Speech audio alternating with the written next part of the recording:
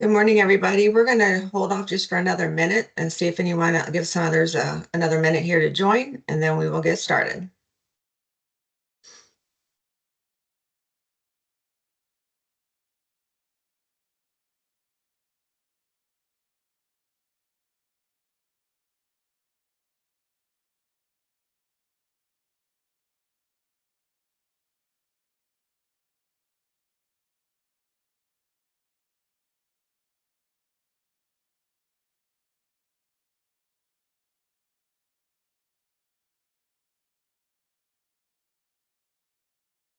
Good morning, everyone. Thank you for joining our Maximize Your ECCs ASAP Service Performance and Community webinar.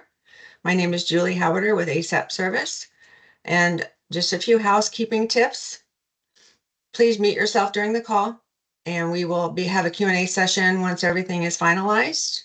If you do have any questions, feel free to enter them in the chat, and we can get to those as soon as we can. And we will have some key discussion points from today's webinar in the newsletter.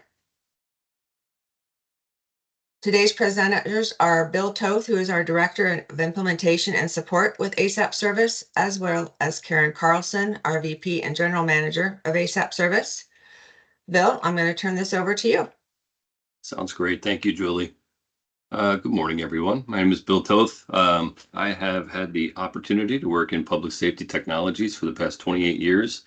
I'm very excited to be part of the ASAP service offering. So thank you for taking the time this morning to join us and talk about getting the most out of your ASAP experience.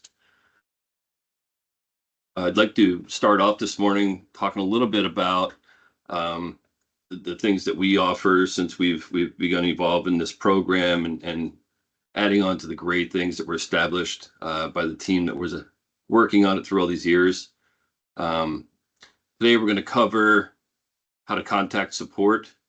You're going to receive as a follow-up a copy of our service guide that we've implemented, which talks about the ticketing system, the processes, who to call, when to call, what we've done to enhance for after hours support and things of that nature.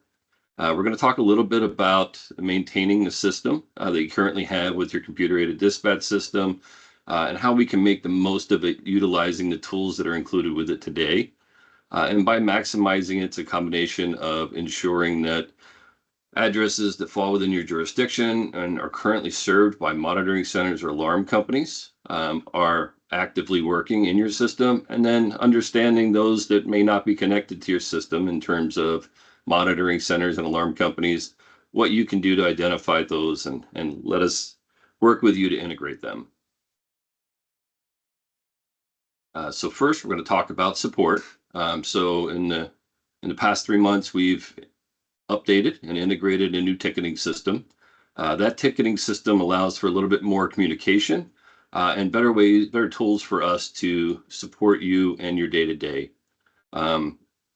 We ask that any issues that you have whatsoever, if you email us at helpdesk@asap911.org, a ticket will be created, and then every update and leg of that ticket will be updated and then sent out to you with the update, so you can track your ticket, your trouble, your information request through the process.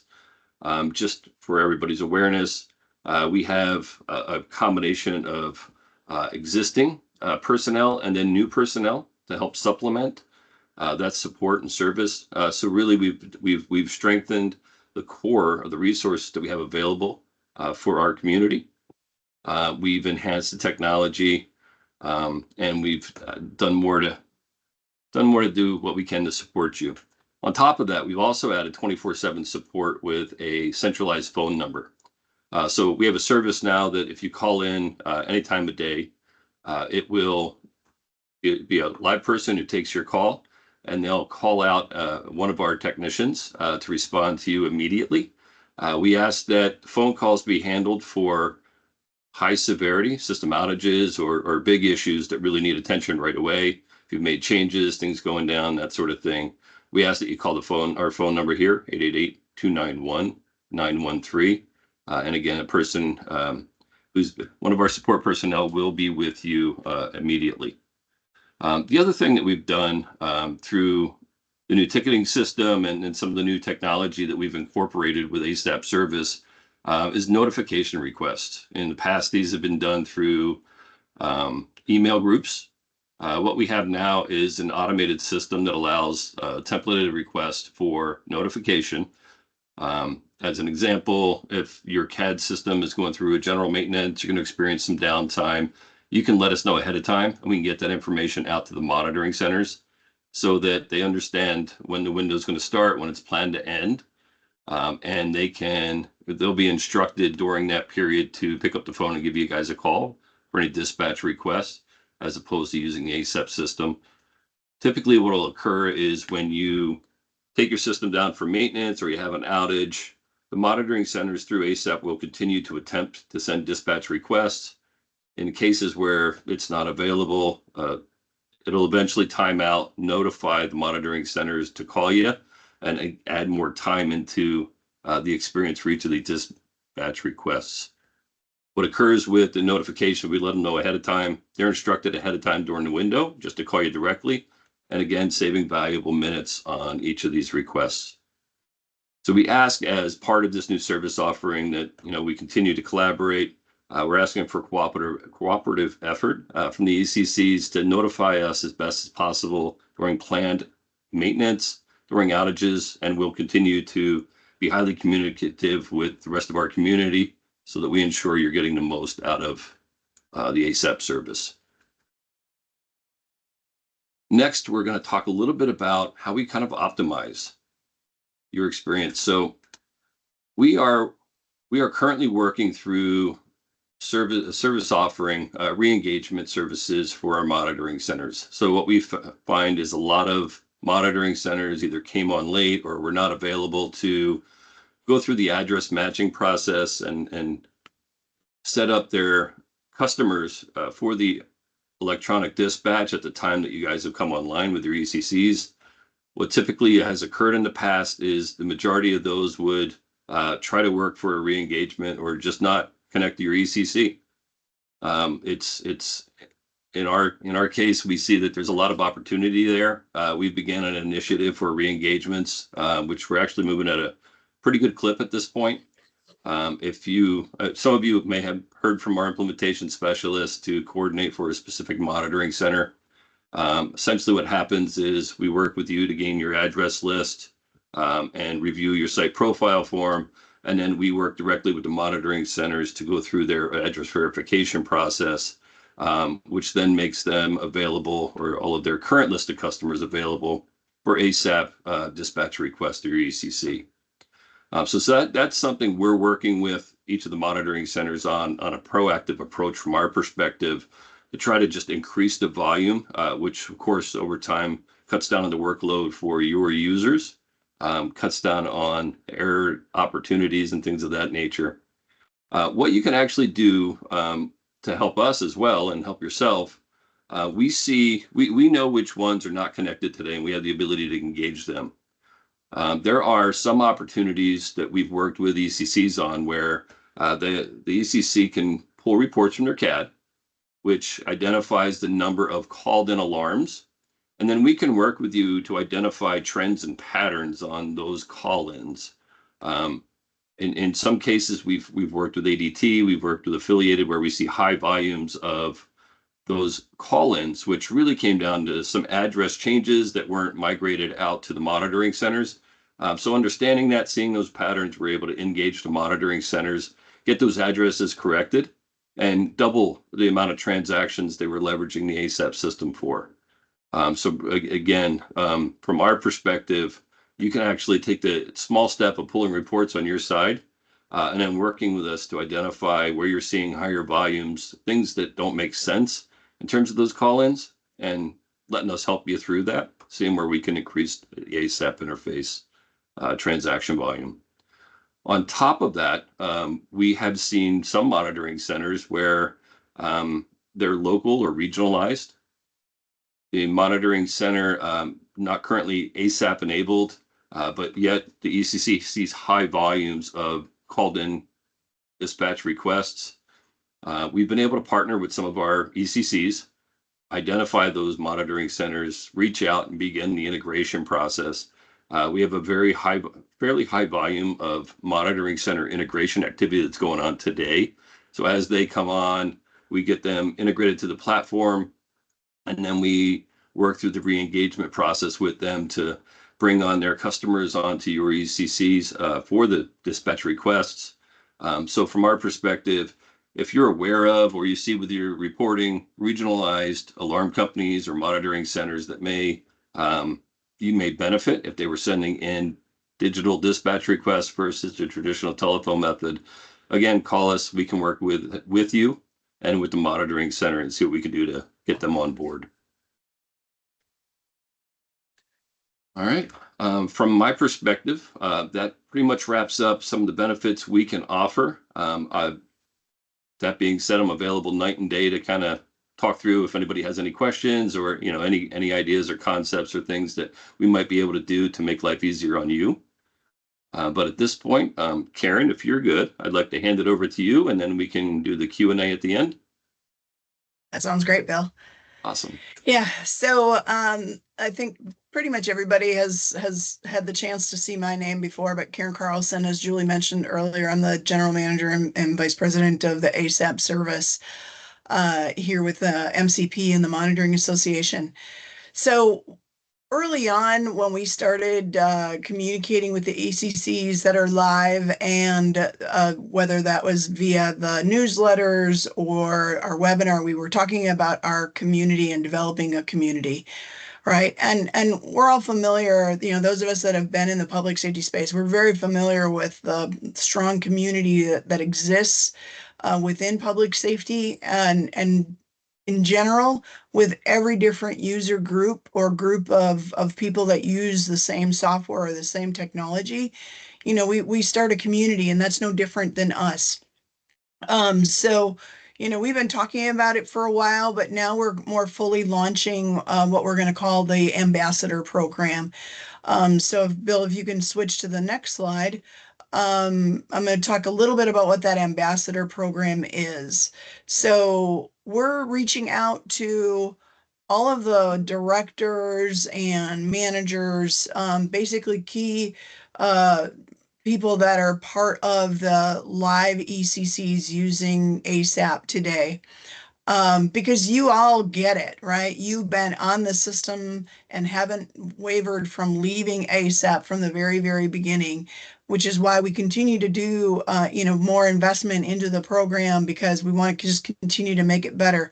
Like some of the things Bill was talking about, supporting you better, giving you better support, service options, things like that. Additionally, though, with the ASAP Ambassador program, we're really kind of seeking out those of you that are interested in becoming that voice of ASAP to your fellow directors, your neighbors, ECC directors that you may know, whether it's, in the next county or city over, next state over, or could be the next region over, right? Because when we get together, those people in public safety, when we get together at conferences and things like that, we love to talk about the successes that we're having with the technology we're putting in place. So that's fundamentally why we're creating this ambassador program, so that we can continue to drive more awareness, because over the last few years, the awareness has wavered a little bit with your neighbors and your fellow ECC directors and leaders. And we want to continue to drive that awareness and get more information out to additional people, so they can take advantage of the same benefits you're reaping from the ASAP program. Because let's face it, I don't know of one ECC that doesn't have staffing issues today, whether it's staffing shortages or just general staffing overwhelm. Right. So what we're looking to do is, connect with, another 8 to 12 folks that can be in our ambassador program. So basically creating this community of champions. We have a few people already that have been acting in this capacity, and they're going to stay on the program. But you'll be, joining those folks, and we'll be kind of, I'll call it formalizing the ambassador program and creating, regional groups, focus groups, kind of really expanding this. the expectations from the ambassadors is not that heavy of a lift, right? We'd like you to help us share social media content, whether it's, graphics or videos or, some of your own success stories in social media posts, and comment on our posts that we post on LinkedIn or Facebook, those kinds of things. We'd like to kind of engage you in developing a case study, really kind of highlight your wins, and, just do some measurements with you of how much time your staff are saving, what efforts are saving, how it's improved the quality, things like that. So really kind of develop measurable benefits that not only you have gained from, but what your peers in other ECCs will gain. And then lastly, just really be with us to promote ASAP, whether it's in a national conference, regional conference, state conference, or even a dedicated lunch and learn. Like we are working with one of our ambassadors right now to do I'll call it a lunch and learn webinar online for the state of Florida. So we'd love to continue to, work on that with our ambassadors in the other states, and some states that actually just haven't had the opportunity to really expand ASAP as quickly as you all have, because, you were in a state. Now that we have new things that we can offer, more flexibility with the program, we're just looking to use our ambassador group to help us, increase that awareness. So that's what it's all about. It's really about us looking for additional folks that want to help us with this awareness, be part of the ambassador program. Trust me, there will be something in it for you as well. Not just the feel good about helping someone else and helping your neighbors. So if there's any interest at all, you can reach out to myself, Karen Carlson, at asap911.org. Or just, send a link to, or send a note to our info@asap911.org as well. Okay, so with that, I think we'll run into or go into a Q&A section. If anyone has any questions, they can either enter them into the chat, or you can, we're not too huge of an audience. You can unmute as well and ask questions verbally.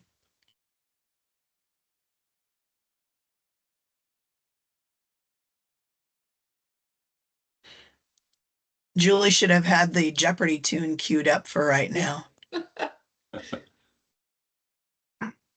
Okay, I'll jump in. It's Jim Panitch of Broome County, New York. Hi, Jim. Could we possibly get a list of the current contacts for the different alarm companies that we're currently working with? And also the names of the companies? Because everyone reached out to me last week or the week before, and I didn't recognize the name, and apparently it's been sold a couple of times. And so calling up and asking us questions, like, well, we don't work with you, so why are you calling me? And it took a little bit time to get the information that they had been sold. Yeah,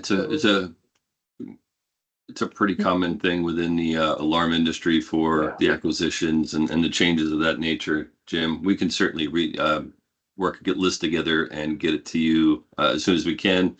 My goal within the next few months is to create a list that you can get to online in a more secured fashion that's a little bit more dynamic, so we'll capture the changes as they occur. That'd be fantastic. Thank you.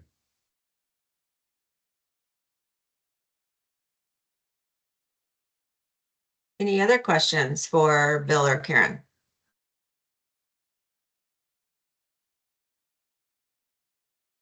And Bill, you want to bring up your contact slide just so they have that? Absolutely. This is Chuck Rogers, also from Broome County. We once in a while receive emails from Rapid Response letting us know that they've lost contact with our CAD. We see this typically 4 or 5 times a month, I would say. And it's generally because the state connection is down. for one reason or another. It's really gracious of them to be providing that to us, and it lets us know when we're offline, if you will, from ASAP service. But is there something down the road where ASAP would actually be doing something like this? And Chuck, it's like you could sell our product for us. So the answer is yes. And Karen's probably glowing right now. And I'm sure we've covered this in other webinars. What's occurring right now is our base, what we call a message broker, which is really the intermediary software between the ECCs and the monitoring centers. The ASAP message broker today passes the messages, and routes them as they are planned accordingly. But what it doesn't do is it doesn't have the intelligence today to monitor the connections. So rapid response has actually gone above and beyond and set up basically connectivity monitors to each of their customers through the ASAP interface, which, again, applaud them for both the technology and just the awareness to do that sort of thing. But from our perspective, Karen and development team are on the cusp of what we call a new message broker. So part of what Mission Critical Partners was brought in to do is develop a state-of-the-art message broker that will leverage the AWS Gov Cloud. And part of the development we did beyond making it more robust is twofold, which could benefit you in that nature. The first is it does monitor connections on both the monitoring center side and the ECC side. So that gives us an opportunity to understand what connections are up or down, as well as a concept of how long they're up or down. So if it kind of fluctuates based on something small, we're aware, but we wouldn't notify. And then if we see that trend, or if we see down for long periods of time, we would certainly notify and work with you through that to see if it's something on the CAD side, the local city network, or something at the state level. The other thing that we're doing, which is wildly more important from my perspective and a huge gain for the ASAP service, is what we call the direct method. So a traditional ASAP interface today to the ECC resides in inlets and follows the state network path to the ECC in a highly secured method. We know that there are often fluctuations in the state network. There's often maintenance and services that occur a lot of times without forewarning. So we find out, of course, while we're in our day-to-day work that they're down, and then we, kind of adjust accordingly in real time. The direct connect method actually allows us to integrate directly to your CAD system by use of a secured method via the internet. So it's a direct method through the internet and no longer dependent on coordinating through the state, no longer dependent on their networks, their maintenance schedules, that sort of thing. It is truly just a direct connect method. And why that's so appealing to us today is not only the ability to have a more stable connection to the ECC, but it also enables us to bypass all of the process that we would typically go through in working with the states in order to get your ORI and your connection up. And then it also cuts down on, what is the biggest challenge for us for implementation, which is CAD integration. Typically a CAD needs to develop specific header information and messaging for that state. From our perspective, having the ability to go direct becomes a rinse and repeat opportunity for the CAD vendor, which means that, every time we do a new implementation, the CAD vendor turns on their integration. They can use that with their operational staff versus their development staff, and it makes life a lot easier on everybody, Chuck. So I said a lot there. I'm going to pause and let me know if you have any questions about that or any comments. No, thank you very much for that. So I have a follow-up question now. The direct connection seems to be a better way to do that rather than our inlets connection, which we know goes down often. I'm assuming that's through a VPN? It is not. So we handle it through certs. Okay.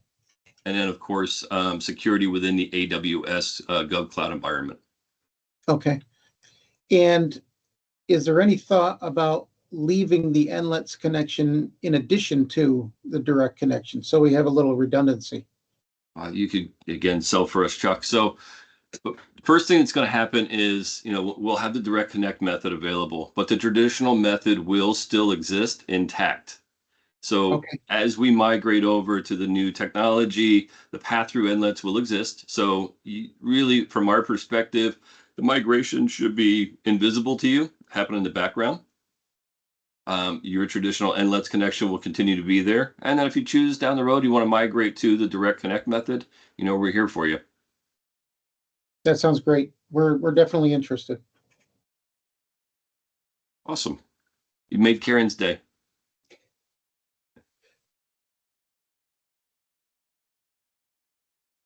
Any other questions, folks? Please don't, we've got about 4 more minutes. I could talk to you guys about the Eagles all day, or we can have some more questions. Go Birds. Go Birds.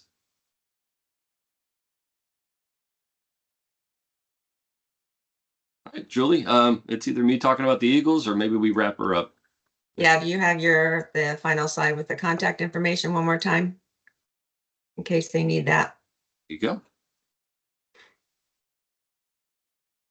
So here's your email for the contact or also for help desk for everybody.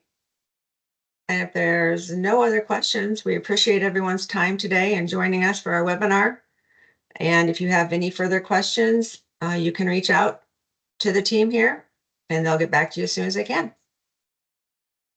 Thanks, Thank you, everybody. everybody. Have a good day.